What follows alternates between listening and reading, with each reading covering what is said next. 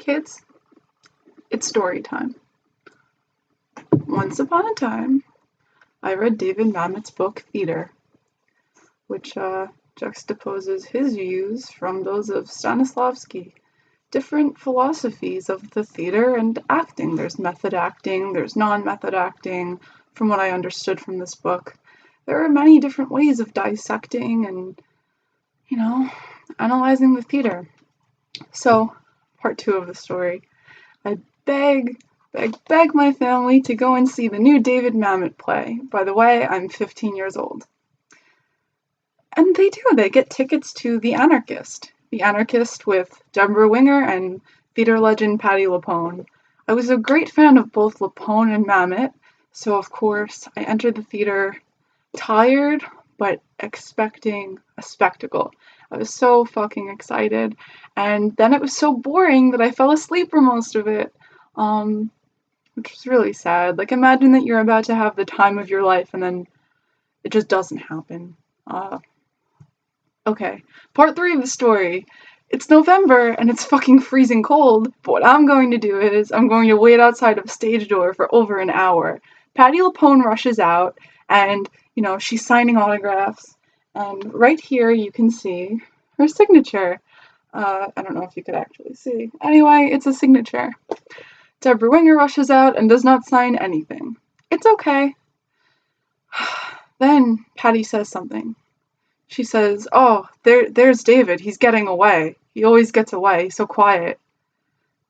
I see David Mamet down the street, and some guy stops him and approaches him to sign a poster. He keeps walking down the street, so I start running. I start bolting. I run into the middle of the street where he's crossing, and I ask him, "Mr. Mamet, can I please have your autograph?" He says, "Sure." He takes this playbill. He signs it right on the side, and I tell him that I really enjoyed his book Theater. I shake his hand, and I leave. I mean, the show sucked, but I got David Mamet's autograph. I mean, hey, he wrote some other good shit, I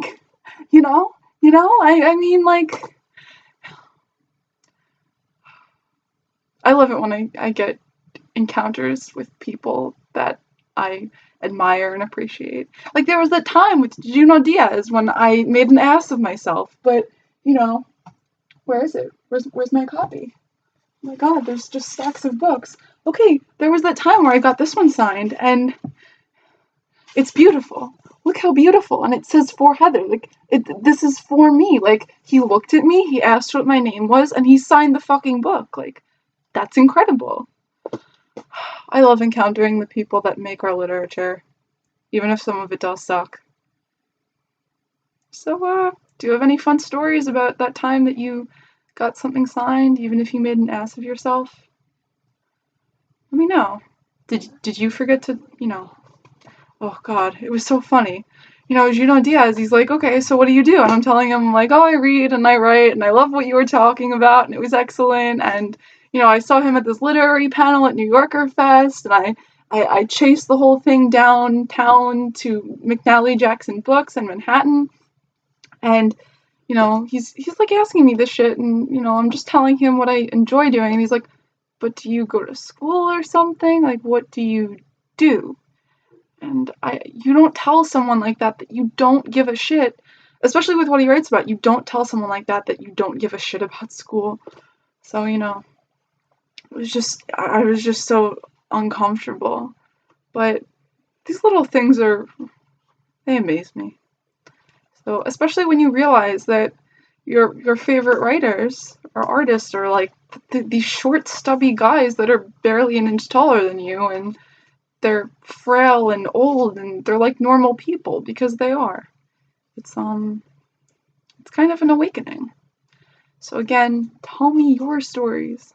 Have you ever met anyone famous that you would aspire to? Any artists, any actors, actresses? Did you make an ass of yourself? Let me know.